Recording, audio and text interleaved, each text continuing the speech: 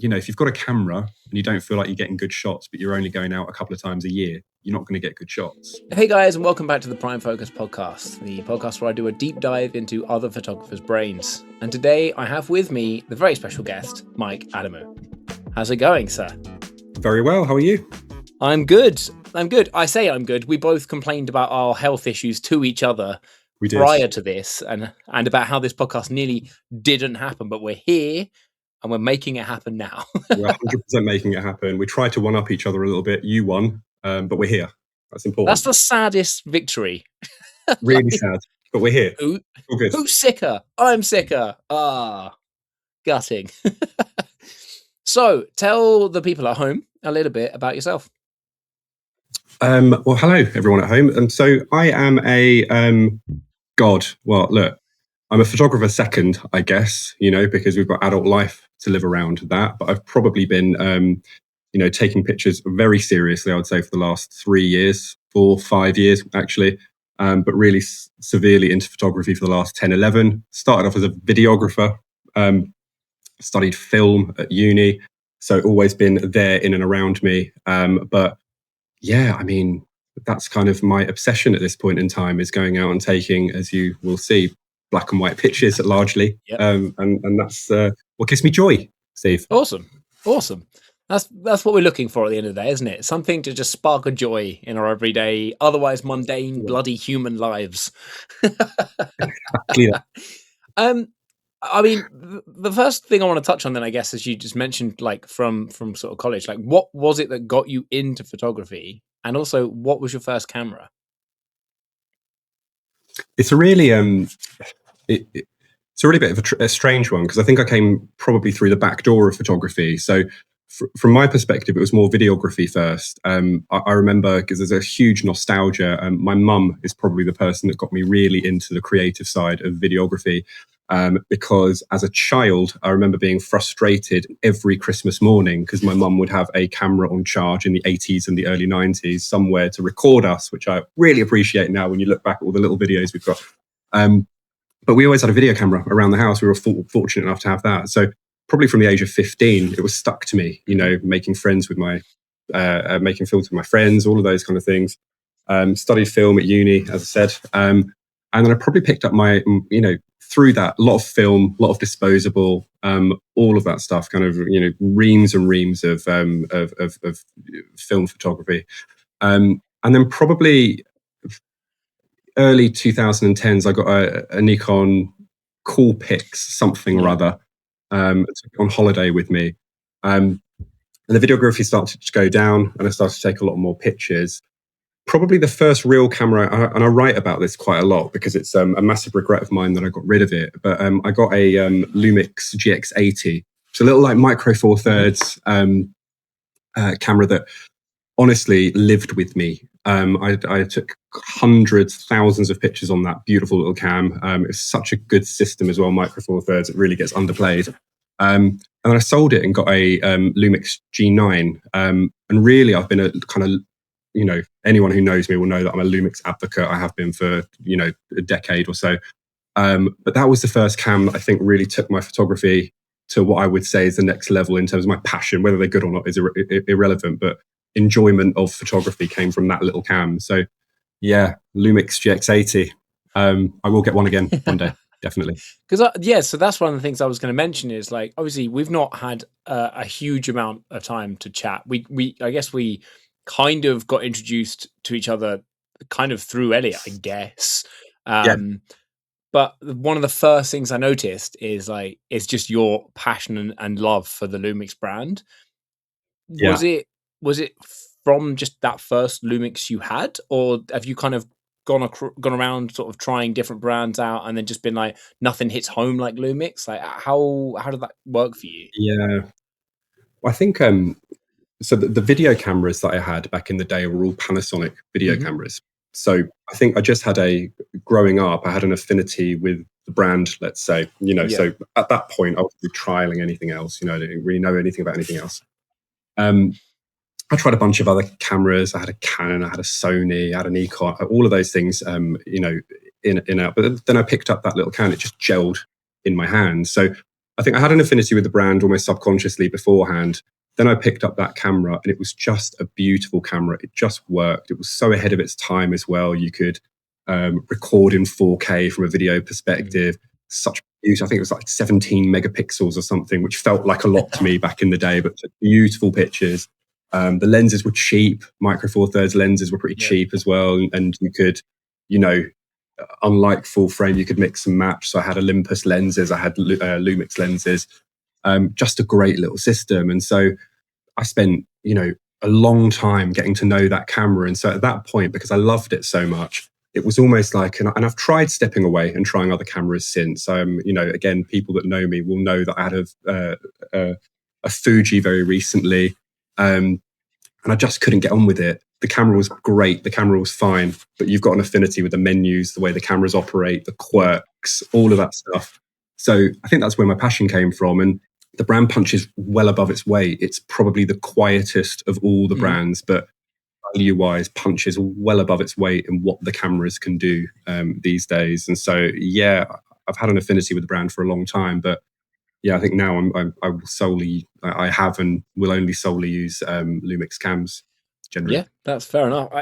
It's nice. It's kind of refreshing to see and to meet someone that is like that, because I think, I'm not speaking for all other photographers, but a lot of people I know aren't as picky. We have our like preferred brands, but then like if a new camera comes out and it kind of ticks all the other boxes, we're like, I'll put up with the quirks, I'll put up with the different menu system, this and that, just to kind of get that spec you're looking for. And I thought I was like full Sony, right? That's what I thought. Yeah. At the very beginning, I started with an A6000. I loved it. It's really similar to the GX80 for you. I do regret selling that camera. Yeah. I only sold it because I wanted to get the A7, because back then I thought it has to be full frame. I have to get full frame to be able to get good photos. Like, that's the thing that I'm missing, is a bigger sensor. And then, I can't say I don't like Sony stuff. I've said this in a previous podcast. I think they're just a little soulless. Like, a lot of people say that, actually. Yeah, like I'm filming now on a Sony. It's the ZV-10. My main like workhorse camera is my A7 III. I love that I can interchange all the lenses for that, and that's great. But the camera I like go out with the most now is like the original X100. And that's interesting. I literally just shot a video last weekend, the day before you went into London and didn't get the light that I got. Right. That's right. Yeah, livid still. There were some decent pics. There was some alright pics. Well, at least something came out of it. But yeah, I went there with just literally just that, and we were shooting a very different kind of video. And I can't tell you what it is, because this podcast will come out before that video comes out. So I've got to keep it quiet while we're filming. Stay in timeline. Yeah, exactly. Yeah. When we stop this, I'll just blurt out what it is, and it's fine. But yeah, I took that with the tele adapter to make it a 50, and I love that. I love that camera. I've thought about upgrading it, and I'm just like, I don't think I will until it dies. Like, would a slightly nicer screen and like 16 megapixels instead of 12 be nice? Yeah. Do I care enough when I got that camera for such an insane deal, and it's gone around the world with me now, and it's just a much better quality camera? And like, now it makes me think like, well, if I love this Fuji so much, and I love like the color science and how I edit those photos, do I want to move? But then that's just an expensive prospect. Yeah, no, totally get it. And it's the only camera I've ever regretted selling for those reasons. It was just right in every way, and it was the feeling. There were better cameras, of course there are better cameras now, than the ones I've currently got, better lenses, more expensive, all of those things. But it's the feeling you get when you put it up and you shoot with it. And I think it's knowing what all the buttons do without thinking. It's the extension of you, all of the stereotypical cliche stuff that people talk about when you're really into it. But I've not had that since then. Not really. I mean, I've got really kind of used to all the cameras that I have. I do know them inside and out, but it's a feeling you get, isn't it? An affinity with a bit of tech. Yeah. You talking about the GX80? The GX80 and the GX7 are both cameras I'm really tempted by. Oh, the GX7 is a great cam as well. That's a superb I've cam. been so tempted by it, and basically I'm trying to get around not spending like £1,000 on getting a Ricoh GR3X, right? So for me, great camera, but really expensive. And so for me, I'm thinking, well, if I can pick up the GX7 for around sort of like 250, and then I just get the 20mm little pancake lens, I'm there. I've got my 40mm, but this time I actually have a screen I can move out, and I have a viewfinder, which I love. So I watch this space. I'm almost certain that camera will be in my fleet of too many cameras this year. And I'll be incredibly jealous. I have talked myself out of buying the new monochrome Ricoh several times over the last few weeks. Just going, that would be good. That would be good. Would it be good? I can carry it around. It'll be great. For you, it would be ideal. Wouldn't it? No, I like a monochrome would be ideal for me. Where we're pushing the boat out a bit there, I think. But yeah, no, I feel about GX7. I recommend it. Yeah, recommend it. It's great. Just goes online now and starts buying one. Let's do it. The whole podcast becomes you going, buy this, and me going, okay. Okay, let's do it. The real it is my second job. Lumix do employ me now. That's it. Yeah. You're instantly hired by Lumix. my talking about buying stuff. I'm going to in a couple of months' time in March. I'm going to the photography and videography show in Birmingham. Oh, I'm there. Too. No, what day are you there? I think I'll be there day Saturday? 2. Yeah, I'll see you there.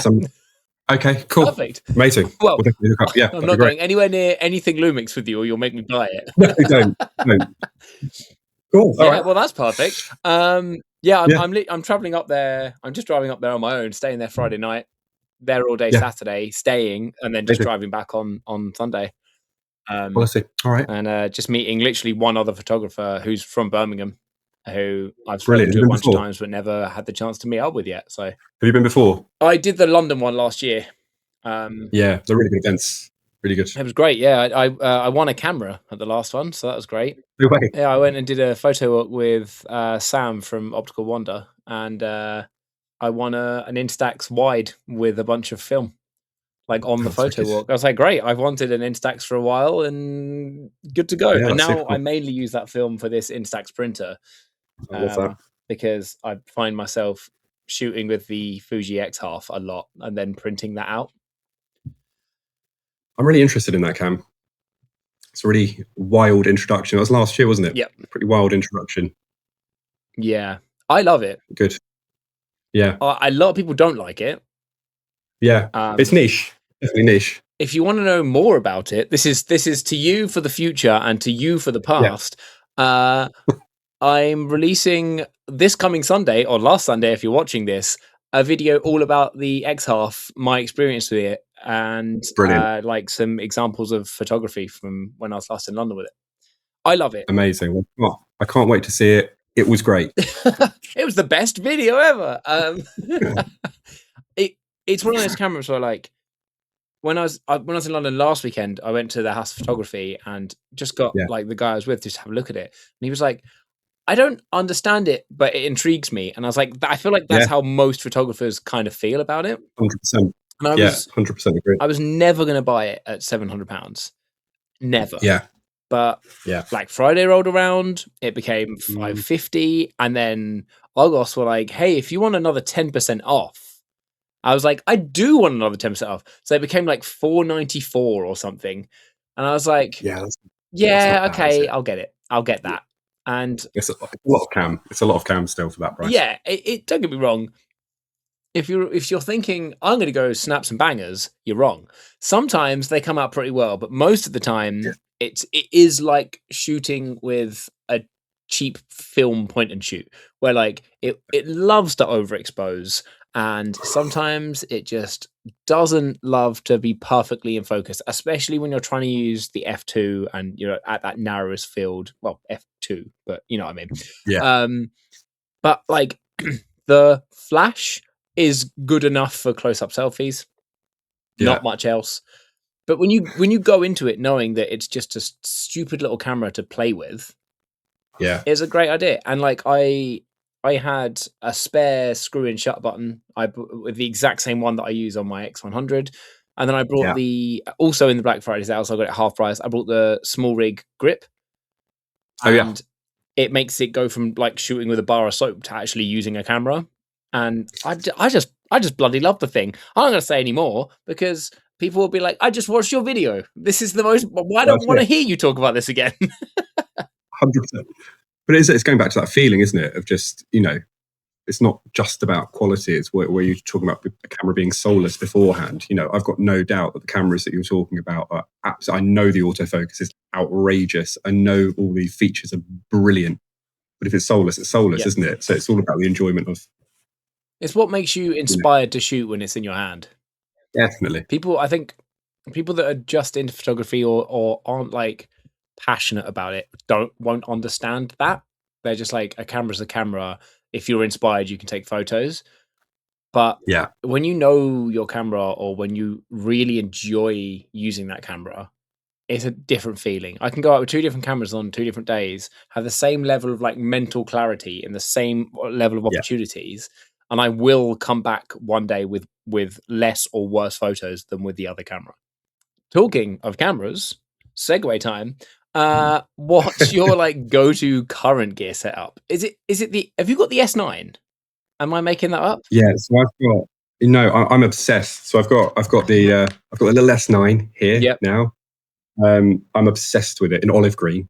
Of course, green, because they come in different colors. Of course they do. The olive green is the best color. I think so. Yeah, I think so.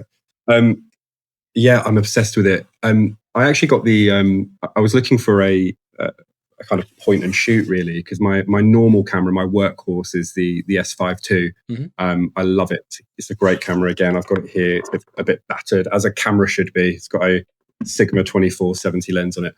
That tends to be my go-to setup in general. But I wanted a point and shoot because I wanted the nostalgia of the GX85, GX80 days. And Panasonic released the S9. It felt like it had a bunch of compromises. There was hasn't got an EV, so you're shooting off the screen at the back. It's got a cold shoe, so there's a few compromises that I thought would really bother me, which is what ended up pointing me towards the Fuji X100VI. Got that, good cam, loved it, all of that.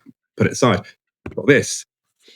It's a bloody revelation. I think it's amazing. It's a full frame camera that is tiny in your hands. I've got a 20-60 lens on it at the minute. That's what I was using in London on a photo walk over the weekend. Normally I'd have an 18-40 lens on it. Really carryable. It's just a brilliant cam. Shoots video amazingly as well. Haven't really got into that yet, but just as a snapper, it's superb. And so it's become my day to day, and every day I use it, I'm going back to my S5 II slightly less, which is something that I didn't think would happen. So yeah, that's my digital setup, is the S9 at the minute, with normally an 18-40. But I like a 50. I like a 50 as well. So I love a 50. I love a 50. Who doesn't? I think it's weird. I'm glad you said you like the 50. I find a lot of the time, especially like in, I guess for both of us, our main area of like us going out and shooting is kind of street orientated, right? Yeah. A lot of people are like 28 or 35. Yeah. And I'm like, 40 or 50. Like, I don't mind a 35, but like that's the X100's like standard. I often find myself like punching in a little bit, or I often find myself framing it up, knowing I'm going to kill some of the dead space around it. Yeah. But yeah, I think a 50 is just like perfect. It's just a sweet spot. Yeah. It's just a sweet spot. You can step back, can't you? With a 50. I'm with you. I like a 35 too. I like everything between that focal length. That 24 to 70 generally is perfect for everything. But yeah, I think when I'm on the street, it will be 50 that I go to more than anything, because you use your body for the rest of it, don't you? When you say about like that, everything in between that sort of like 24 or like 35 and 50, Yeah. I had this conversation with someone recently. I think like for the next round of like them bringing out, obviously the aim at the moment for nearly all camera manufacturers is a lot of tech and the biggest sensor possible in the smallest camera body, Yeah. right?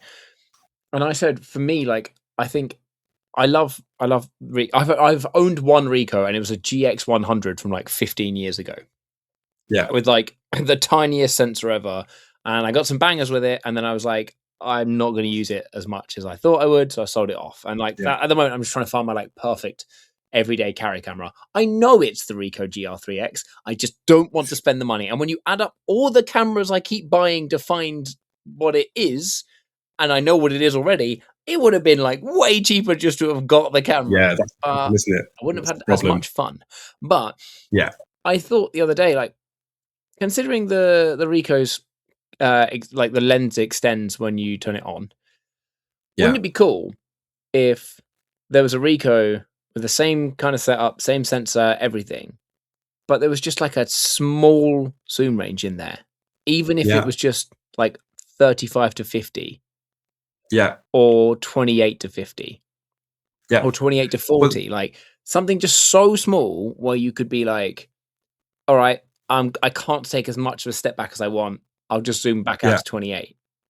Yeah. Or like I can't get as close as I want. I'll zoom into 40 or 50. I think the general like feel and thing. So I use a GX3, a 3GX. It's a lovely little camera, but it's a street cam. Yeah. So if you had that focal range on it, perfect. That's all I would split between, and you won't get the extension. So no, I don't disagree with that. But I think that a lot of camera brands are coming out with those almost niche. Again, you go Leica 43, Q43. Yeah. So you've got the slightly more street focal lengths, because they appeal to that niche. So yeah, no, I don't disagree with that at all. Yes, Yes, come on.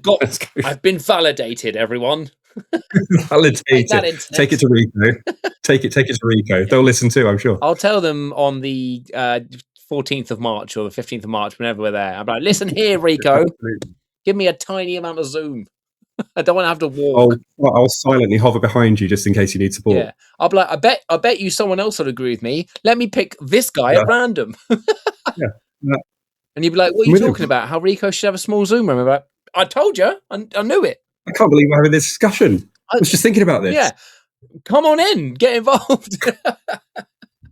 So one thing I wanted to ask you, more you than some other people, because I know how heavily you love to shoot black and white. And I had this. I asked this question. It's no secret. I've always said on here that I ask people ahead of time some main questions, so they have some time to think about their answer. But this is the question I probably don't ask as often as the others, and that is like, for you, in your eyes, like, what makes a good photograph? And I think it's more interesting to ask you because I dabble in black and white, I dabble in film, but I'll shoot across the board. And so I'm probably going to give quite a generic, this is what I look for in photos and this is what I like. But I'm interested to hear from a just predominantly black and white favoring photographer, like for you, what that is. It's such a hard question, because like with everything creative, there's such an element of subjectivity associated with it. I love shooting black and white because I like someone to look at an image and it to be stark, whether they like it or not. I think generally, in the job that I do, you have to be, whether it's faux optimist or real optimist, I have to be that on a day-to-day basis. Mm-hmm. And I think black and white just introduces such a raw way to look at life in general. I'm a really instinctive photographer, so I'm not one of the tripod guys. I love those guys. I envy them hugely. I don't have the patience for it. It's not how my mind works. Yeah. So I think, when you go out and shoot, and I often shoot at the seafront, as you know, folks in harbour, you just look for light. You just look for light. You look for a difference in something. You look for something that is going to look incredibly contrasty in black and white. It's really difficult to kind of know what makes a good picture outside of feeling for me. And I think there's almost two elements to it. There's the feeling it gives the photographer taking the picture. Have I nailed the moment? Is it what I wanted? Etc. Etc. Yeah. And then it's the feeling that it gives the person who's looking at the photo. So I'm inspired by so many people. You mentioned Elliot. Elliot for me is someone that he knows everything about film. I learned so much from Elliot when we go out and we shoot and all of those things. I know you had a great chat with him as well. I love his color photography. I think it's absolutely blinding. I wish I could use film in the way Elliot manipulates film. And I get joy from it in a way that maybe I wouldn't get joy from other black and white images that I look at. So I'm really inspired by my peers, but I think a lot of what people enjoy through the photographs that they view all is on feeling. I like particular photographers. Don McCullen is a massive, I'm a huge fan of his photography work. It's incredibly powerful. There are other black and white photographers I really value. The pictures I like the most are my children's, when they nail a shot and you look at it and they're really proud of it. And I look at it and go, wow, that is amazing. You've nailed exactly what you want with a little digital cam. Yeah. So I just think it's so subjective. I don't really care about framing. Rules are great. And if you want to shoot like that, absolutely fine. I generally do. But I've also seen some amazing work that is just so, retrospective or there's so much feeling attached to it. You can feel it through the frame. That's also incredibly enjoyable. So it's such a difficult question, but I'm slightly colorblind. So one of the reasons why I shoot black and white is because my reds are totally out. Okay. So I shoot black and white largely because I get more enjoyment out of what I think the outcome is going to look like in black and white. And it's just become a bit of a challenge for me to get better and better at it. And so over the last 5 years, I would say particularly, I've just shot more and more black and white. And so now, when I post the odd color image on Instagram, I'll get comments because it's so unusual for me to post an image in color. And it's funny, isn't it, how you kind of gain that circle of people that you talk photography with and what they like and what they expect from you. I just enjoy the starkness of black and white. I think it can tell a story. I think you can be really instinctive, and light is amazing, isn't it? It's just so stark in black and white. I love it. I mean, it's tough because there's a couple of points I want to raise. I also really want to talk about your photos because I have the first one there, and everything you were talking about why you love black and white photography, that one is so perfect. I'm going to hold off for a second because I have more points to raise and I'll forget them otherwise. So my first question is, when you shoot, are you shooting with the camera showing you black and white, or are you shooting naturally and then doing in post? Because I mean, obviously, I guess you're shooting then changing the raw anyway. But like sometimes if I'm shooting black and white, I will have my camera set up to be showing me black and white, even if it's not going to be the end with my raw, just so I can kind of get an idea how the shadows and the light's going to look. So if I'm shooting solely black and white, that's exactly how I'll have my camera set up. I'll have black and white live view, so I can get a general gist of what I feel it's going to look like in black and white. Yeah. Again, I'm not doing the plug thing. We've spoken enough about Lumix, but Lumix LUTs are a bit like Fuji recipes, I guess. And in the latest iteration of updates, you can really tailor your own. So I've got my own profiles on Lightroom, so I'll always kind of shoot and edit. If I'm serious about a photo that I've taken, I shoot all the time. There are thousands of shots. I know that thing where you kind of go, I've taken this one great shot of some waves. Here you go, guys. Or there's another 200 shots of that. And so it's it's kind of the myth behind it, isn't it? I think most photographers should tell you that you're not a 1 out of 1, are you? You're trying to find the moment as it is. Although I think I shoot like a traditional film photographer, I'm not a burst shooter or anything along those lines. I do really like to hit the moment where I can. I think from my perspective, I'll always shoot in black and white live view if that's how it works. RAW, I've got my own profile.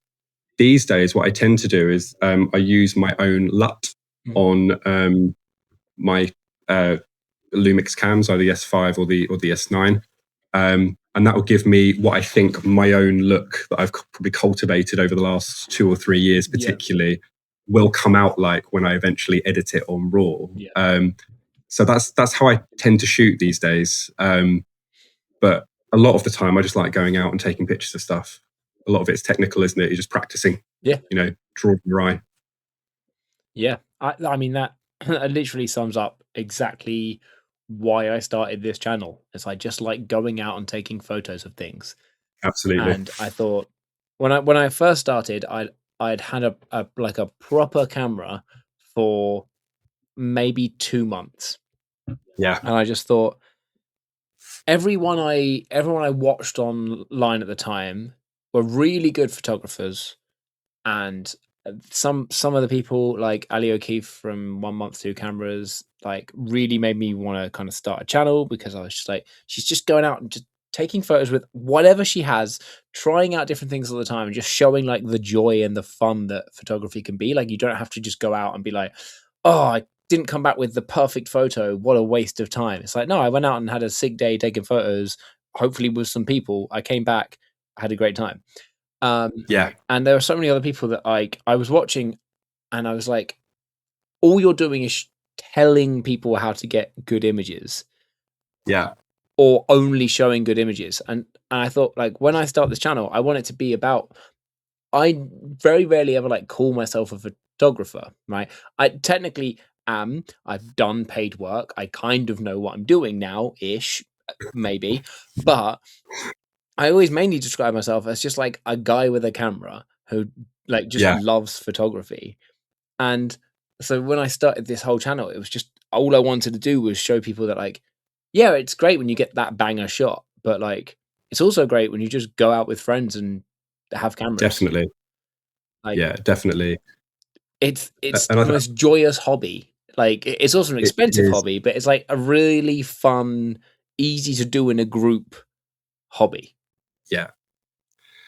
I think in life you can spend your money on any nonsense, any nonsense. And I think photography is one of those that if you're serious about it, if you enjoy it mainly, forget the are you good or are you not? Because again, that's a subjective thing.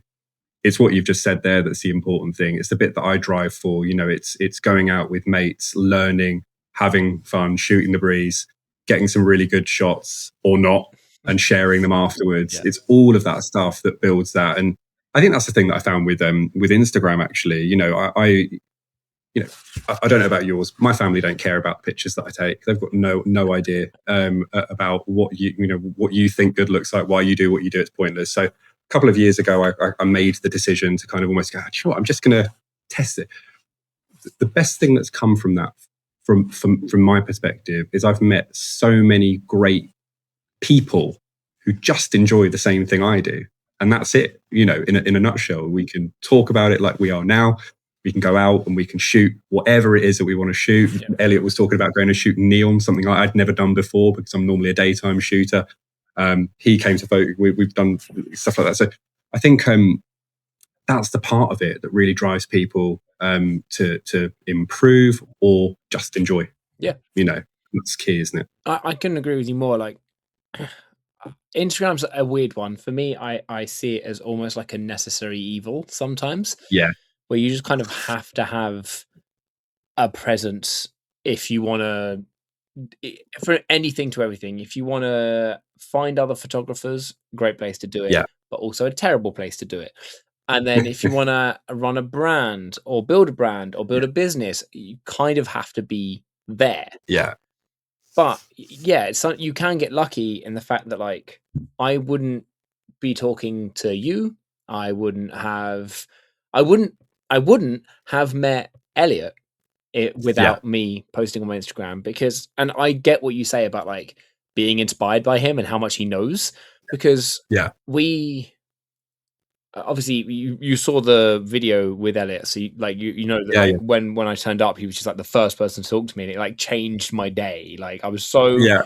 anxious and in my head, and then he's just like, "Hey, let's talk photography," and I was like, "Ah, yeah, I need that." But like the things that I didn't say then, the things that I didn't show in the little video I did about going to Caleb's photo walk, is like I'd be taking a photo and then I'd turn around and Elliot would just be smiling at me, and Yeah. he'd be like, "I like what you did there," and then he'd just give me a random idea or a tip to try.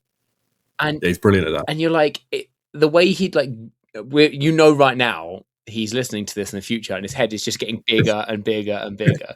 He'll be livid. He'll be livid about it. He'll be cringing in the background. Yeah, it will be. Yeah, you're like, stop! He's just skipping forward through the video. Stop it! Stop it! I'll put in the chapters talking about Elliot and then not talking about Elliot, just for his safety. We're interested in the analytics on that one. See how many times he goes back to it. Yeah. One person watched that bit like 3,000 times. 450,000 times. Classic Elliot. All the watch time I could ever need just from one person watching this like 2-minute clip. But like he had this knack of just like telling you an idea that he like you could try without making it feel like you're being told what to do. Yeah. It's like, hey, try this thing if you want to try it. I totally agree. You know, I've been out with him a good few times, and I'm what's the word? I'm inspired by his technical knowledge. It's also quite frightening what he knows. Yep. But it's not intimidating. Yeah. He kind of calms it at a level where it is exactly that. It's you're learning, and he's I mean, he's a teacher by trade as well, so he'd be a great teacher. You can imagine sitting in his classroom, but yeah, his technical knowledge is astounding. But more, the way he puts it across is brilliant. Yeah. You wouldn't have that if you didn't meet the guy on Instagram, and you know, you build that community off the back of it. So yeah. Well, hopefully, we spoke about obviously in that last podcast, and have done a little bit since, about me going down that end of the country to go around that like massive amusement park. So 100% Dreamland in Margate. Yeah. So hopefully, if you can make it, we can go and stare at him I'll be there lovingly together. I'm all for that. I won't even bring a camera. No point. Neither will I. Yeah. I said to him, when I come down there, I'll bring 2 cameras, and one will be filmed just so that he doesn't get mad at me. Yeah, I do the same. He's convinced me to take up. So I've got a Canon, what is it, the EOS 650. Got a half shot roll of Kodak Gold 200 in there that I'm sure Elliot will be incredibly proud of me for saying that out loud. Obviously, I go for Ilford generally. But yeah, I'm finding myself shooting rolls of film these days, and that again wouldn't have happened if I didn't know Elliot. So I know. It's Elliot loving, but he deserves it, doesn't he? He does. Are you also using filmprocessing.co.uk to do your film? I absolutely will be. Yeah. Using them to process the rolls of film I'm about to send them. They did blow my mind. Like I've said this to Elliot, but I haven't said it on the pod yet. But like I sent something there on like, I think it collected on a Tuesday. Yeah. I sent it on like next day pre-1 delivery. It got delivered on Wednesday at 10 a.m. and at 3 p.m. on Wednesday, I had all my scans. That's mad. It was insane, and it was like £12 for the dev and scanning. Yeah, and the quality is outrageous. Yeah, mind blown. But yeah, I found that like I've got an SLR that I have, like an old Nikon. Yeah, and I couldn't get rid of it because the story behind it was really cool. I got it off Facebook Marketplace from a woman. It was her late husband's, and he was just really into his photography, and the camera is pristine. And so like having it and using it, I feel like it's really nice that I get to pass on like the care and the legacy of this film camera that was loved and shot for so long. And then since then, I also went and picked up just a little, I think it's the Sure Shot Telly, the Auto Boy from Canon, like the one that's got a 40 or a 70. Yeah. Enamored. Love that thing so much. I did a test roll through it with some Ultramax 400, which I love as a film stock. and everything came back perfect. So like, right, because I was like, I want to take it out, shoot a couple of rolls, maybe on like a little trip, do a video about it. But I was like, I need to test it first. Like, I don't want to travel and then come back with nothing. Everything was perfect. So Yeah, that's amazing. that's probably the Do you camera I'd know bring what? down. That's exactly the same. So that's the Canon. Mhm. I've got a 35 and a 35 by 70 on there. I had exactly the same story. I picked it up from a widow that wanted it to go to a good home because her husband was massively into photography. So she, sold it with, it's immaculate with 3 or 4 lenses, flashes, all of the, everything with it at a, ridiculous price because she wanted it to go to someone who was going to enjoy using it. I've got exactly the same story. How weird. It feels good, doesn't it? You get to be like, Yeah, it does. Yeah. I will take care of it. This is Yeah, absolutely. This is my, oh God, bear with me. Just trying to undo the case. There we go. This is that little Canon Auto Boy. I love it. I love it so much. That's so lovely. It's such a Yeah, cool little camera. And love that. I brought this of a guy who's like a super, super enthusiast. He had like nearly like, I think he had like 30 film cameras ranging from like, like the TLR stuff, or medium format, 35s, like so many things. And just that. This even like it even sounds cool, and it has like the little adjustment coming up in the viewfinder, and it just like I love a 40, so it normally sits at that, but just being able to pop to a 70, they hit the nail on the head with this. It's a fantastic camera. It's such a good cam. Such a good cam. Right, without further ado, because I've been staring at this fantastic image for far too long without being able to talk about it, let's have a chat. I'm just trying to return this camera off. There we go. Let's have a chat about your photos. So, photo number 1, tell me all about it. So, I had such fun shooting this. So, this was during Storm Burt. Good old Storm Burt. Good old Burt. We all remember that one. And I've storm shot a few times. Obviously, we get some decent storms in the southeast. Obviously, all very dramatic. So love going down. But 9 out of 10 times, it's a horrible experience. You're getting battered by wind, by rain. I got hit by with Elliot. Actually, I got hit by a wave coming over the harbour. Absolutely destroyed me. Luckily, the cam survived and everything. But woke up on Storm Burt, and it was just windy as hell, but somehow still at the same time. And the most beautiful light I've ever seen kind of at the harbour. This like, I don't even know how to describe it. It was golden light, but it was also incredibly stark, like cutting through the waves. So it was just a joy to shoot it. And so I kind of stood there for a little while. The waves were brilliant and ended up with this great shot. And the set was actually really good. To be fair, the whole set kind of ended up looking really, really good. It was really dramatic, but beautiful light. And I don't know, it was just one of those pictures that I could hear. I can see when I look at that picture, I can hear the waves hitting the harbour wall. But it was the light, and I think it's the one thing that I would say to anybody looking at that picture is, light does matter. I know it's it sounds like a really dumb thing to say when you're talking about photography, but so many photographers go out there, don't get what they want, and it's likely because the light isn't quite right for whatever reason. It's flat, it's whatever. An overcast day like the weekend where you're trying to make the best of it. Yeah. That day I could do no wrong. I could have sat there and shot all morning. They all would have come out really nicely. A massive hit rate, and that was just brilliant because you had such a mixture of shadow, light. The waves are obviously really violent. There's the bit on the left-hand side of the frame where the water's kind of filtering down at the harbour wall as well. And then you just got this beautiful silhouette of a bird kind of just halfway through the frame, which almost draws your eye. So it was just one of those shots that not everybody lives by the seaside, do they? So it's you can show something like that, and most people don't live by the sea, and so it's pretty dramatic. Looks really nice, and the light made it. One of those shots as well that I've been accused a bunch of times on Instagram of having some sort of cheat code, because Instagram obviously compresses the life out of absolutely everything. Yeah, but that one still looks sharp as you like. a bunch of comments over the last year. I think it was the start of last year that I took the picture of people going, "How have you done that? I can't get any of my shots to look. Just the light. The light has just made it." It's so good that Instagram couldn't kill it. Tried, Instagram and it didn't just kill it. couldn't do it. One of the things that there's a couple of things I love about it. One, it's just a great image. Look at it, okay. But I knew as soon as I saw it, you were going to talk about the light. You can tell how good it is from like in my personal opinion, three things.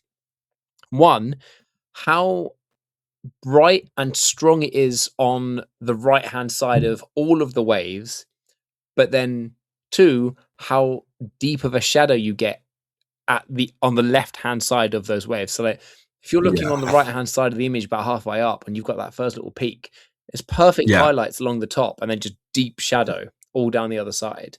And then that silhouette for the bird, I don't think there's anywhere else in that frame that bird could be that would be as good as that. It's like in the spray of almost the spray to the right hand side of it almost looks like it has like a deeper like wall in it, if that makes sense. Like you can kind of see like that straight up line where it's coming off, and it's almost like halfway between the actual wall and this like natural wall of water. It's just in the perfect shot. Like that's all I have to say. I love everything about this. And like there's so many different textures as well. Like you've got that proper foamy water at the very front hitting it. You've got all the different like varying thicknesses of like haze. You obviously got the wall. And then what I really like, and I don't know if this was done as like a choice in the edit or if the sky was just like it at the time, but that complete lack of anything in the sky just works so perfectly. I think if anything was in the sky, it'd just be too much because you've already got so much like drama and texture kind of happening in the rest of the frame that to have that clean line where it just goes, there's nothing above this, don't even bother looking. Like I think that just like really adds to it and makes that silhouette of the bird like just work even better. And you're absolutely right. There was, as with everything really, when you capture a moment and there was nothing in the sky. It was literally the perfect opportunity. Everything that you said there, I couldn't have said it kind of better myself. It's nature, isn't it? And I was just lucky enough to be there to take it. But the texture is obscene, but the sky takes nothing away from the rest of the scene. And that's what was so strange about it. There was this storm just hammering the southeast, everything was closed. We were just getting windswept on the on the beach. But nothing in the sky outside of this ridiculous light that was just coming in at the perfect angle to create this just depth that makes it almost look unreal. It was an absolute privilege to take, to be honest, and even better that I wasn't getting absolutely hammered by it. Like just on that note of the sky, I think we've all done this. Well, I say all. Most people have done this when they start their like photography like career.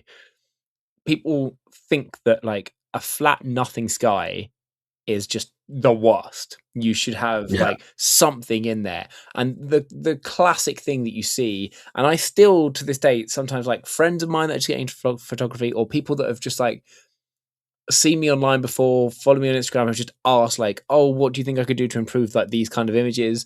9 out of 10 times they're just putting too much dehaze into their sky. Like that is the common thing is people just go, oh, absolutely, this looks sick. It doesn't. It looks unnatural and weird. This is a message to you watching. Less dehaze in your sky, it will look better. But like sometimes, and I find this with other than this image, do you know James Popsis?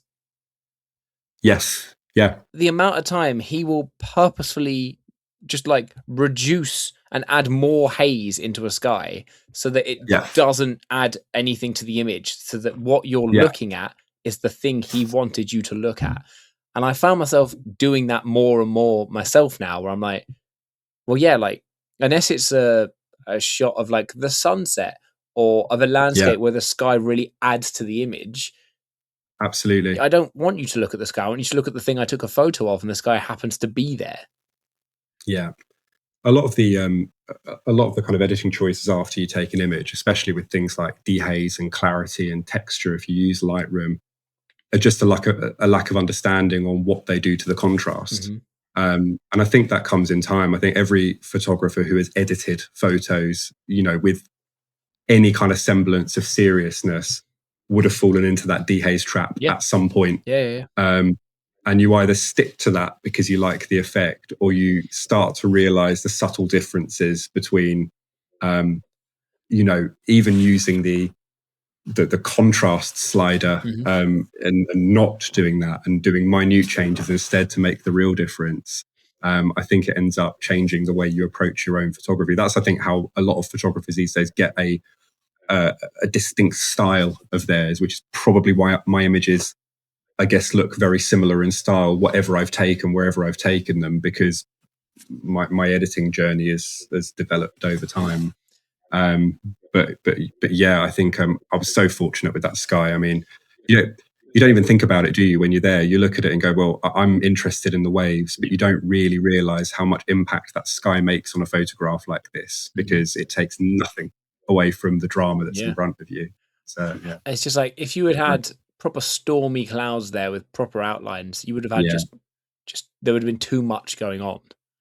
yeah. So The light was so stark; it was actually hard to keep the sky exposed correctly. It was quite a difficult shot to correctly expose. I had to underexpose quite a bit, because the light was so stark. It was like I said, I can't really explain the day. I've got color images as well, that I think I've got on Instagram somewhere. The light was crazy. So yeah, it was a fun one to take. Most fun I've had taking a picture of a storm anyway. yeah, the driest as well, I guess. Yeah, the driest and the best. Okay. Well, let's go from strength to strength here by checking out your second image. This beautiful beach with it look what I like about this, before you describe it to me, obviously the level of like haze in this is fantastic. I Yeah, have in the past, not so much now, I have struggled in the past to like capture haze correctly, because it's a tough thing to get when you first start, yeah, because you're trying to get a photo of something that's translucent, and so you don't yeah. really know. But I've been fighting a mist joke in my head for the whole time we're doing this, and I Do just it. like Go you. for it. No, I just want everyone to be. I want everyone to write in the comments, proud of you, Stephen, because I didn't say the mist joke. But what I love about the very bottom of this image is it looks like people are queuing to get on that boat. Yeah, I don't know if they just got off of it. I don't know if they were trying to get on it. I don't know yeah. if any of those people were there for a reason, but I love that it just looks like they're like, oh yeah, my boat's here. Like, or they're just like, oh, I just got off my boat. Thanks. There's another bit to add to that, because I think the two guys on the boat look like they've got no idea what they're doing. Mm-hmm. So which way is the boat even going? Is it going to shore? Is it going away from shore? No idea. They both think different things. They're both conflicted with where the boat is going. One person is thinking, why am I going backwards? Yeah, absolutely. So tell me about this. Where were you? All of the things. Yeah. So I almost didn't include this one actually, and I realised how important, I guess, this shot was to me, in sharing it with you. And so this viewpoint here is on Folkestone Harbour Arm, and it looks down onto Sunny Sands Beach. The little construction at the back is Martello Tower number 3. For anybody interested in their history, it was built in the 1800s, I think. I'm not going to pretend I know everything about it, but a Napoleonic War thing, viewpoints and all of that. But I'm lucky enough to live close to the beach, and so I'm there all the time. And through photography, this is almost like my reference shot. Every new lens, every time I'm there, every light, every season, I have hundreds of shots of this exact view, because it's almost like a technical opportunity for me to trial something out Yep. on the camera, whatever that may be. And it's allowed me to practice, any skill that I have would have been practiced on this reference shot. And it might sound a bit psychotic, but you walk past it every time. So in my head, I'm like, well, I'll just take another shot of this. It's a beautiful view, isn't it? Yeah. And on this day, again, the light was ridiculous. It was a ridiculously blue sky, astoundingly stark light, at a really kind of low ebb. And then you had this really unnatural mist that, you're right, I've never really caught mist that well. And the reason I haven't caught it that well is because the night light is rarely right, isn't it, when there's a misty opportunity to take a photo. And it was just one of those days. And I think what I really liked about the view before I took the shot was that the mist was patchy. So you can it's not covering anything. You can see there are thicker parts, there are thinner parts. Again, it's not necessarily the traditional way mist forms over a beach like this. And so firstly, that, I'd always take that shot anyway, whatever day it was. This day was a lovely misty day. And then really randomly, to the right of the frame, and this is a set, so there's a picture of this somewhere, a boat had broken down. So these guys going in, they're actually coming off the boat and going to shore. They'd just been rescued by that tiny little boat off of a broken down, I can't remember if it was a tour boat or a fishing boat, something along those lines, had broken down right next to the harbour wall. So this rowing boat kept going backwards and forwards, bringing these people that had been stranded basically on this broken down boat just on the right-hand side of this frame. So, but it's the way they lined up. Mm. So you've got this really kind of contrasty line of people that are queuing up, and you've got no idea, because even though they're going to shore, they're still looking at the boat. So are they going to shore? Are they going for a swim? What's happening here? Then you've almost got this natural beach environment situation in the background where people are on the beach having fun, sandcastles, going for a swim in this mad misty day with a historic building in the background. So, like I said, I've included this purely because I've taken this shot. When I say hundreds of times, I mean hundreds of times. Every time I go to the beach, I take this shot. I've got hundreds of images. It's probably good for a series at some point, I'm sure. But yeah, I mean, you're not going to get more random than that, are you, really? Well, one of the things I love about it, and I've mentioned it in another podcast episode, is I love photos where you look at them, but you can't quite place like when in life they could have been taken. Yeah. And if you stare at that, bar the one guy in the conga line out of the boat taking a photo on his phone, this could be any time since like the 50s. Absolutely. I should have edited him out. Yeah, just delete that man. Delete him. Just delete him. A friend of mine calls me a professional person deleter, because they'll send me a picture and be like, "I really like this, but I need you to professionally delete the 3 people behind me." I'm like, I can do that for you. I can do it. I can delete people. But like, yeah, that's another thing I love about this. Like, there's nothing in this other than that one thing that tells you any era that this could have been taken in. And I think photography that makes you properly look at it and think about it is always good photography. Yeah, I appreciate that. Like I said, I almost didn't include it, but it felt reference as far as that picture goes for me. So, I enjoy it that you enjoyed it, mate. That's the most fun thing for me is like, I said this nearly every episode, so I'm going to say it again. I'll just keep it going. I always ask for people's favorites and not what they think is their best, because then I get cooler stories about why people have taken stuff and where they were at and what was going through their mind when they took it. Whereas like, if I just got the technically best photos from people, just be like, oh, well, I was in London and that looked cool, so I took it. And look how good it is. And it's like, well, that's great. But no, I wouldn't see 2 people on a boat not knowing which way their boat's going. So, yeah, very true. Very true. I'm glad you included it. Also, one question. In the haze on the right-hand side, is there like a large spire normally there? You can see some of it, but there's like adding a mystery to the image. Like, what would normally be there? Yeah, so it's I don't know what it's called actually. I can't remember. It's a giant antenna that's probably about, I don't know, 5 or 6 miles away. in between Folkestone and Dover. It's freaking huge. It's a landmark in between Folkestone and Dover. It's massive.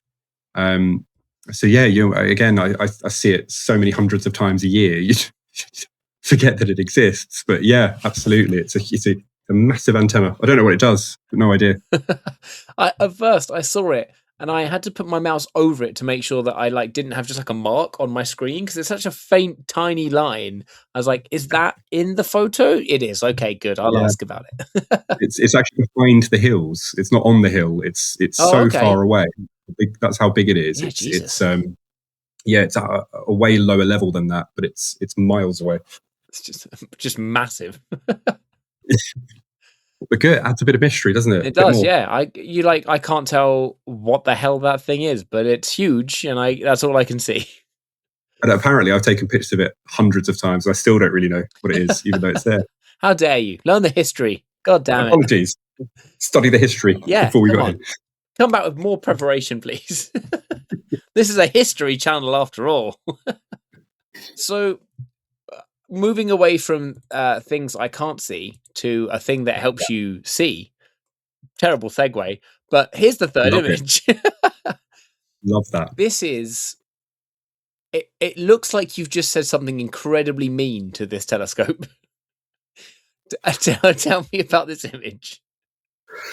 So, again, this is on the harbour arm in Folkestone. So the way the arm is laid out is that you've got a lower point, and then you've got these stairs that take you up to the harbour wall, which you then can have an overlook and walk up the kind of top side of the harbour.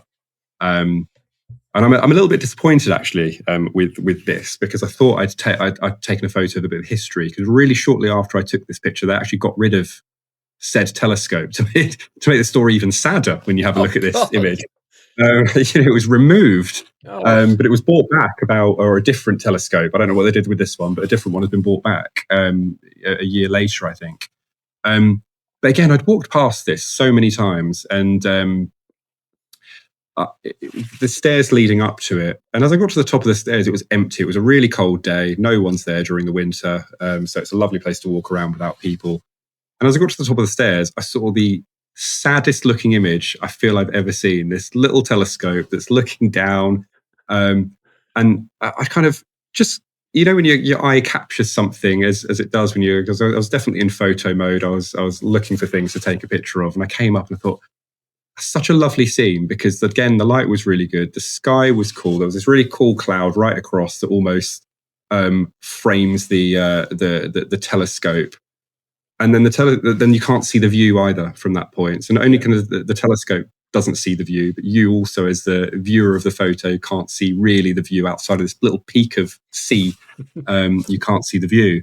And so again, the light was really good. I had a fast, I think I took this on a 50mm. I took it at 1.7, so really kind of focused in on the telescope, and it just gave me this really kind of melancholic image. That it was quite overcast as well, so there's a bit of grain in there. It's just one of those images that, for me, quite unusually actually, because I think I mentioned before, I'm incredibly instinctive. I don't really have the patience. I don't really have that thought process of, when I take this picture, I want it to tell a story. Yeah. This one for me was a little bit different, because actually I framed it with intent to kind of go, this actually looks a little bit sad, and it's going to be black and white, which makes it even sadder by default, surely. Yeah. And you look at it and go, poor little guy, look at him by himself. We need to make. And it just came out really nice. Really nicely. And so I think that's the story of the image, really. But again, I really liked the kind of banistery area on the right hand side again, because it's almost exactly the same height perspective wise as the telescope. The curved wall around it as well. There's quite a lot of metaphor in the image that's almost unintentional, but the more you look at it, the more it kind of folds you in. So it's one of those images that has probably stuck with me. It's definitely one of my favorites I've probably ever taken, because it's one that was, for me, taken with real intent, which isn't my usual stance as a photographer, I would say. Cool. Yeah, I think like I was going to say, I really love the addition of the banister. Yeah, But one, the thing you said, but also it is almost like they almost act like to lead your eye to kind of like where you yeah, should be looking. Um, Again, the light definitely makes it having those like really strong shadows on either yeah, like the other side of the curved wall, and even just like the telescope itself, like leading away into the banister.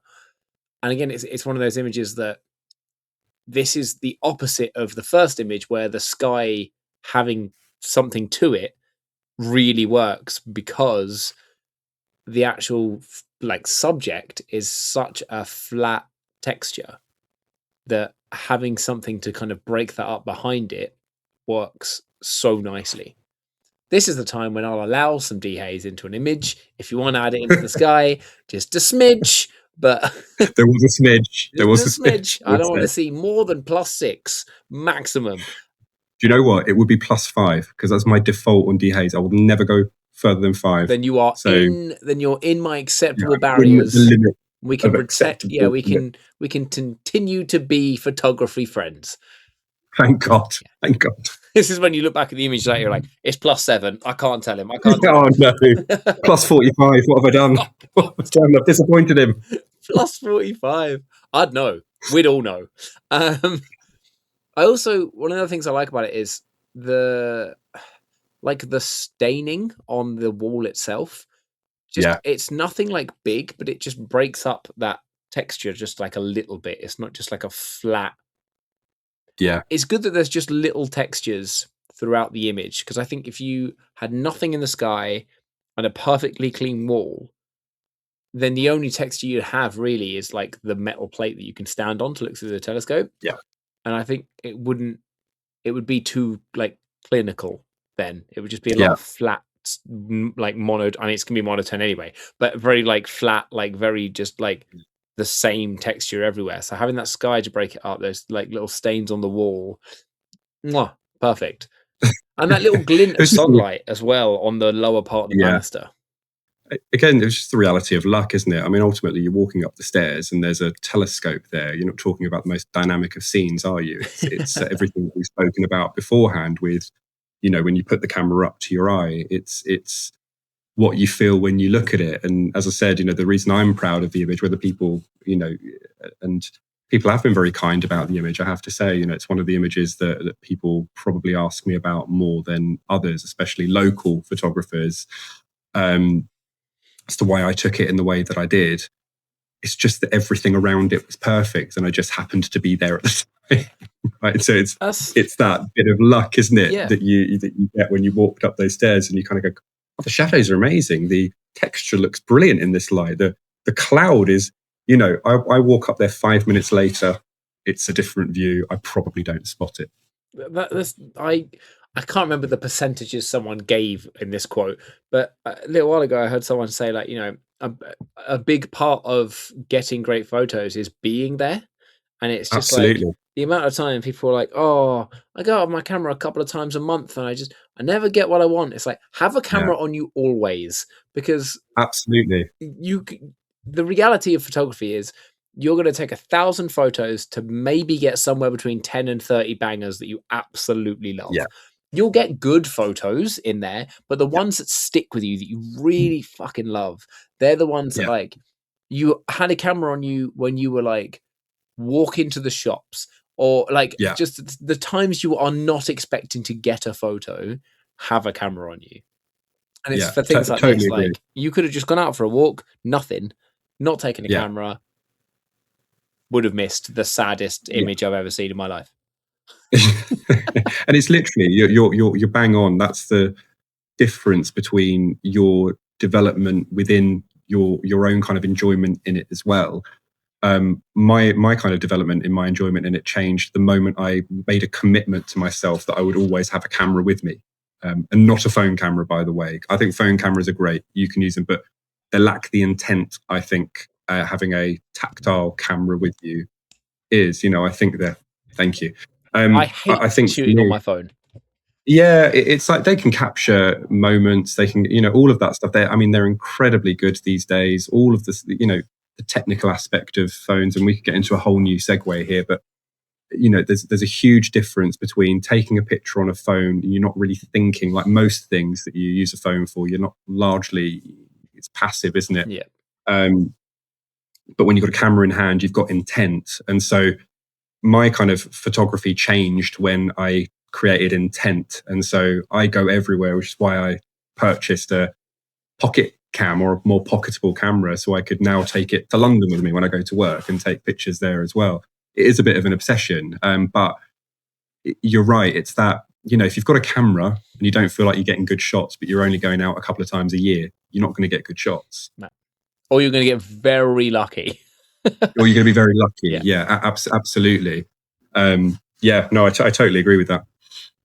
It's just, I think that's why I'm on like a quest to find my perfect everyday carry, because I want that thing that I can just put in any pocket. And I think, honestly, as I said earlier, and it'll make you jealous, I think it'll be that GX7 with the 20 pancake, because I'm excited to see it in action again. It's such a good cam. If I have one by the time we do a photo walk with Elliot, I will bring it as my digital camera so that you can play around with it.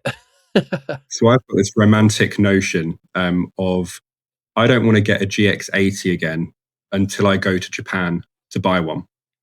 So in my head, I'm like, I regret selling it. I've got all the camera gear I need. I want to go and buy a GX80. Like the romance in me is like, go and grab the GX80 from Japan, where it was born, and bring it home. But if you get a GX7, I might not wait. I'm not going to lie. So what we're saying here is that you effectively bullied me into getting a GX7, but at the same time, that's effectively caused you to maybe get another camera as well. Yeah, it's your fault, ultimately. No, it's your fault for making it my fault. Well, yeah. I mean, we could psychoanalyze all of that and we'd be running in circles, I would say. But it is your fault. We can agree. It's Elliot's fault, because if Elliot hadn't mentioned you and been like, this person, we wouldn't have had this conversation, and then we wouldn't both be buying cameras, right now. But maybe it's just what Elliot would have wanted. Yeah. He's sitting there now watching this being like, my plan. It's come together perfectly. We go on that photo walk. He's also brought a little Lumix. Yeah. He's like, I just didn't want to be lonely. I knew you guys would buy one. And you might go you guys know. I did look at the GX80 as well. It's just like, because it's just a little bigger, isn't it? But like, that's it. Yeah. But the 4K, and it's has it got the 5-stop, like the 5-axis stabilization? Yeah. Because I've been tempted by getting that body as well and having that as like my travel camera. It's really good. So that I recommend hugely, obviously. Yeah. It'd be weird if now you were like, you shouldn't buy one. Well, that would only come out of pure jealousy, though, if I did that now. You shouldn't buy one. That's my camera. No one should have it. Until I've got one again. But it's making a comeback. I've seen quite a few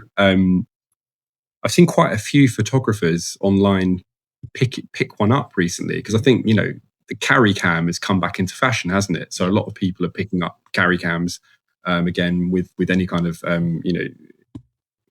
reasoning, and that's why Ricoh are doing so well again. Rightfully so, they're good cameras. But the GX80 has started to make a bit of a comeback. You've seen it in the hands of quite a few, let's call them influencers at this point in time, which is really good to see. Really good to see, because again, I think people are obsessed with perfection, aren't they? Megapixel count, autofocus, blah blah blah blah. It's just having a camera that feels good in your hands. Do you know of a photographer and YouTuber called Teo Crawford? No, I'd be lying. It rings a bell, but I'd be lying if I know what they did. You should, if you really want to feel even worse about not having a GX80, you should watch some Teo Crawford videos, and I might even just link you one after this. Perfect. He has a really cool channel all about photography and having fun with it and stuff like that. He's a fantastic photographer. But his like go-to whenever he goes to Japan to see family or like just travels around is a GX80 with the 20mm pancake. And love it. That was one of the first times I was just like, yeah, maybe this is what I need. And then I saw the GX7, which it just appeals to me. I think it looks like such a cool camera. Would It I is a cool camera. use the moving EVF? Probably not. But is it cool that it does it? Hell yeah, it is. But it's there. Yeah. But it's there. It's like when I had the Fuji, just going from electric to Yeah. Like the hybrid viewfinder. yeah, the hybrid was just cool. I felt like Batman for a second. Didn't use it. Yeah, I felt like Batman. I didn't. I've not. I'm one of those people that I think using like the proper like OVF is cool as hell, right? Yeah. But I definitely always just use the EVF. I think Same. I think if I was using a newer Fuji, I might use the OVF more. But because it's the original one, I want to see exactly what I'm getting to make sure that nothing is overexposed. Like knowing that I have to be way more dialed in how I'm shooting. Yeah. And I said to Jamie, who was in the last episode of the podcast, and I was in London with this weekend, just gone.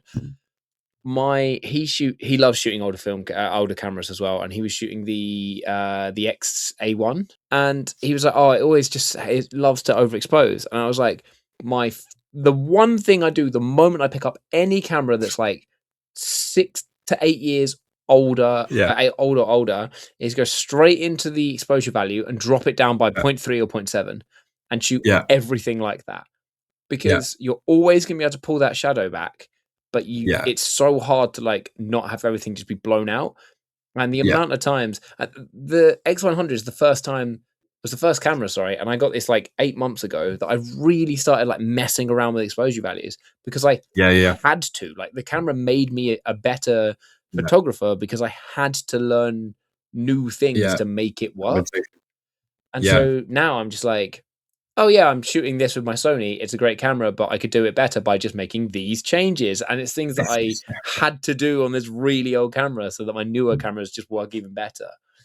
Yeah, I absolutely agree. And I think that's probably, why I've got that kind of romance for the GX80 as well, because it was the first kind of proper camera I had. You had to learn the menus, you had to learn about the functions and the foibles and all of the stuff alongside it, which puts you in better stead when you get other cameras in the future. So, yeah, I mean, it's an underutilized tool. Actually, it's a lot of people kind of look at the dial and don't use it in the slightest. But again, that comes with black and white. You need to kind of figure out how underexposing particularly is really, really important so that you can pull the shadows back later on down the line.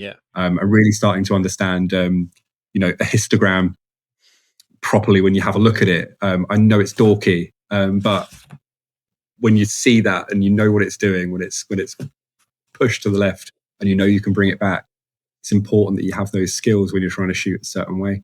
Yeah, 100%. Okay, I am going to quick fire some questions at you now.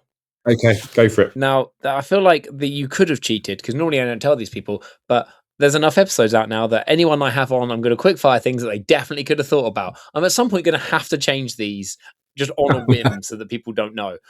But prime or zoom lenses? Prime. Correct. The next one is the most stupid question because I know the answer. Black and white or color? Color. All day long. Black and white. What? Black and white. Everything I thought I knew was just questioned. Yeah, black and white. Okay, cool. Sunrise or golden hour? Oof. I'm going to go sunrise. Okay. I wish I was a sunrise man, but I hate the morning. So it's a lot easier in the winter. A lot easier in the winter. Bloody hell.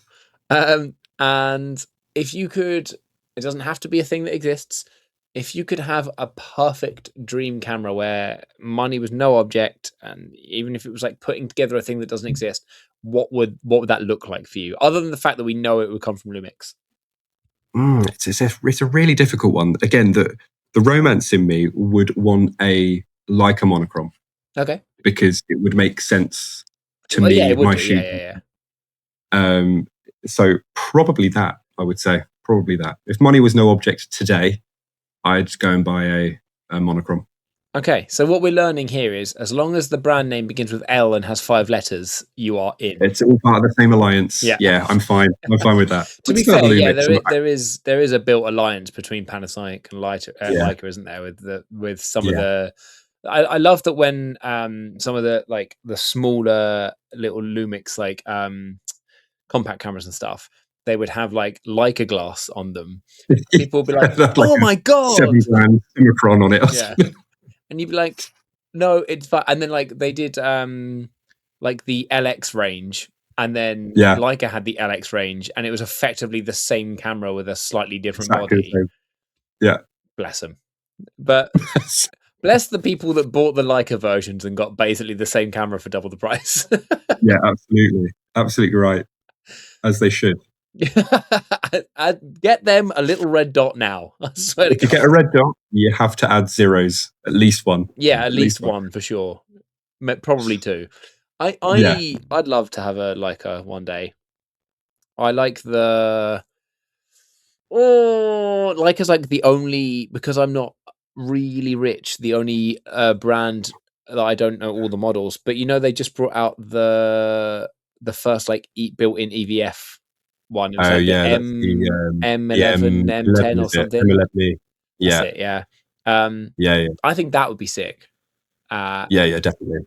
I mean, you're talking like 15 grand, aren't you? I think by the time you buy the lens as well, I think the cam's like 8, 9, 10K.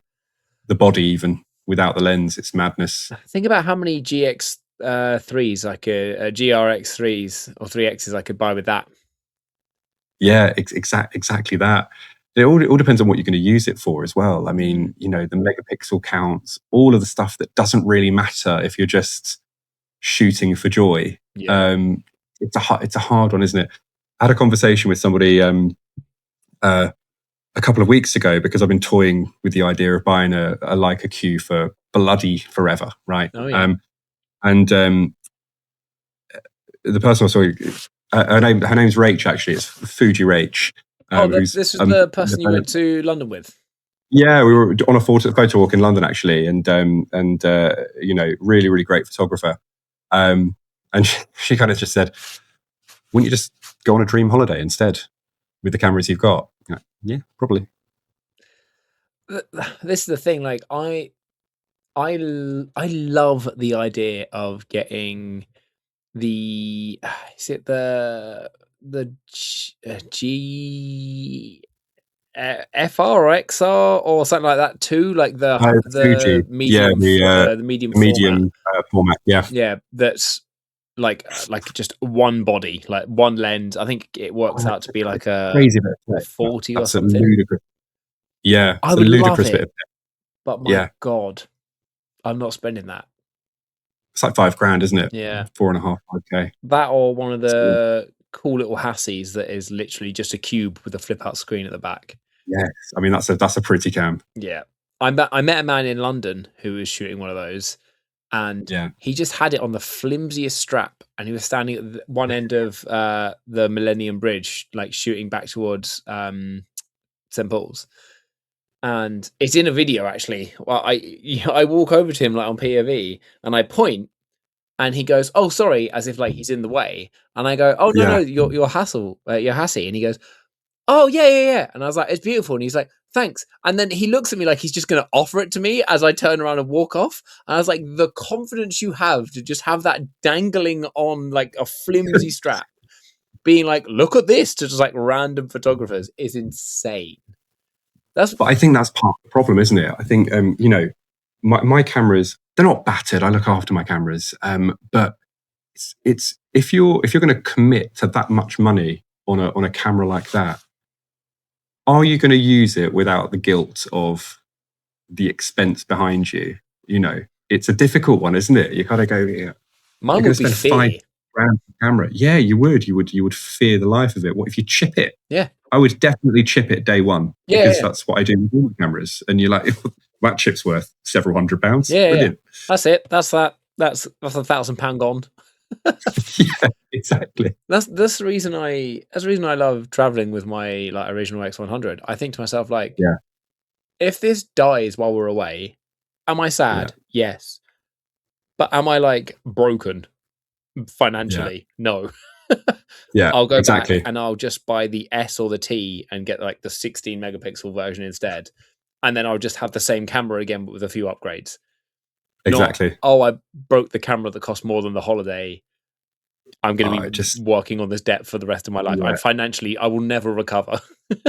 Literally doesn't bear thinking about, which is why I will probably, whether I could afford it or not, always be standing on that cliff edge with something like a Leica, or worse when it comes to investment, because I just think I know they're built like tanks, but I don't know, it just feels like a lot, doesn't it? Well, I know you're standing on that GX80 cliff. Tomorrow I get paid in a couple of hours' time, so who knows? If I go onto MPB later and buy a GX7, I'll be making sure I send you a picture of my receipt. Well, if you do that, I promise I will buy a GX80 at the same time. That's a wild promise. You're like, it's almost like you're secretly like, I really want you to buy a GX7 now. There's no secret about it. I think we've made like a almost visual pact, tangible pact at this point in time. Yeah. So you go down that route. I'm gonna. I'd almost be letting you down. I feel now guilty if I don't, because I feel like I'm stopping you. That's what's happened here. You've guilt tripped me into buying a camera I was probably going to buy anyway. And I don't even know if it's subconscious or not. I think it's almost intentional guilt tripping now, so that you now enable me. I've become an enabler. You're like one step away from just like putting a tissue to your eye and being like, it's okay if you don't want to buy it, it's fine. It's not even a step at this stage. It's not even a step. Inside, I've been weeping it's your for next hours. part of the plan. If I hadn't already said this, you'd be like, okay, whip this tissue out. I don't mind. I know, it's too predictable now. We're just going to have to go with the emotional blackmail. Well, it's working, so thanks. Good. Okay, so tell everyone that's watching where they can find you. Well, at the moment, you can only find me on Instagram. That's Flarefolk. It's cringy when you say it out loud, isn't it? That's what I decided on. I'm stuck with it now. Sorry, guys. I am building a website though, because I love social, but I also want a little bit more control of how, as I get a little bit more serious with my kind of images, I guess, as part of my brand and what I look like, and my style. I'm kind of putting together a website now, which will be ready in, I'm going to say, a month. Okay. Come back to me in 27, and then if it isn't ready, you can guilt trip me again. I will, yeah. I'm also in the midst of building a website. So if I finish my website, that's like guilt tripping you into having to finish yours. God. Yeah, that's like round 2, isn't it? Yeah. Okay, cool. We have a race to see who wins the website build. In one podcast, we've become so like linked at an insanely emotional and guilty level. Yeah, absolutely. I think we're treading a fine line between healthy and not healthy at this point in time. I think at the minute it's healthy. I think we're enabling each other in the right way. I feel like it could go dark. Yeah, we're one conversation or slip away from insane codependency.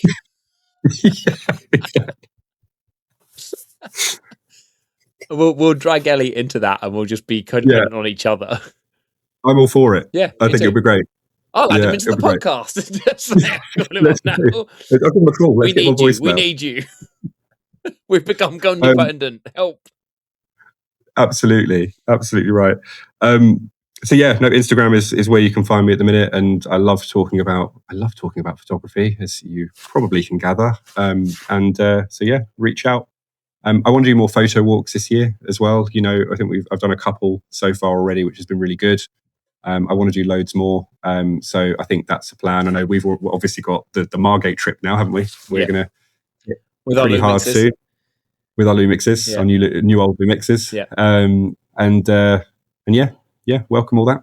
Hell yeah. Yeah, that's one of my plans this year, is just to do as many photo walks as possible, just because I did a couple last year and they were great. And I really sell on my channel how important I think being nice and meeting other photographers and doing photo walks is, not only from just like a well-being point of view, because it's just really good for your soul to get out and meet new people. But like, I've not done a photo walk yet where I have only met like great people. Yeah, I feel like exactly the same. like, especially on photography walks, like if someone's a bit of a dick, you can tell straight away, and they will feel out of place because not many other people will be. Agree. Yeah, and Yeah. they're normally, to be fair, they're normally the odd ones out. Mhm. My experience has always been really largely positive. You Mhm. know, 99.9% of people I've been out on photo walks with have been great. Yeah. Loads of different experience levels, film, digital, no judgment, everybody doing their own thing, sharing afterwards. It's been really, really good fun. Yeah. And it is good for the soul. I totally agree with that. I think it's really important that you have shared interests with people and you're able to talk it through. You know, mental well-being is key, isn't it, in a challenging world we're in at this point in time. Yeah, 100%. Well, on that positive note, not the challenging world part, but Yeah, the bring good that bit bit. before that. On that positive bombshell, to sound like Jeremy Clarkson. Thank you very much for being a guest. No, thank you. It's been wonderful to have you. Yeah, it's lovely to be here. Keeping that run of great guests going. As I said to Jamie last time, it'd be really awkward when I don't say thanks for being a great guest, and then Oh, no. one afterwards I say, "Ah, thanks for bringing this back on track." The person in between's like, "What the hell, man?" Or that episode just doesn't come out. Yeah. Even worse. Oh, Even yeah, and I worse. just want to make sure it's perfect. So I'm really working on the edit, and then like it comes out and it's like 7 minutes long. I don't use any of the photos, nothing. Well, I'll be counting. Obviously, I'll be counting the edits. Yeah, you'll be like, "Oh god, there's like 19 jump cuts in the first like Seconds. half hour of this, and that we've been recording for over an hour and a half, and the video is like 25 minutes long." Like, yeah, it was just all shit, man. It was all shit. Yeah, just to level with you, just wasn't good. Yeah, I'll be Just wasn't real. good. I'm gonna put it out, but it's mainly because we've become really codependent, and I feel bad not putting it out now. I'm cool with that. I'm cool with that. I'll be It's honest. been a pleasure. Most of them so far, I've barely had to edit. It's just editing out like little bits of silence here and there when people are Yeah. thinking about answers, or Yeah. just putting the images up how I want them. But most of the time, Yeah. in fact, I think nearly every time, everyone's been great. So it's the easiest edit ever for me. That's good. It's just That's good. YouTube cheat code. So yeah, thank you very much for being a guest, and Thank you. and thank you for watching / listening. So as always, I'll see you on the next one.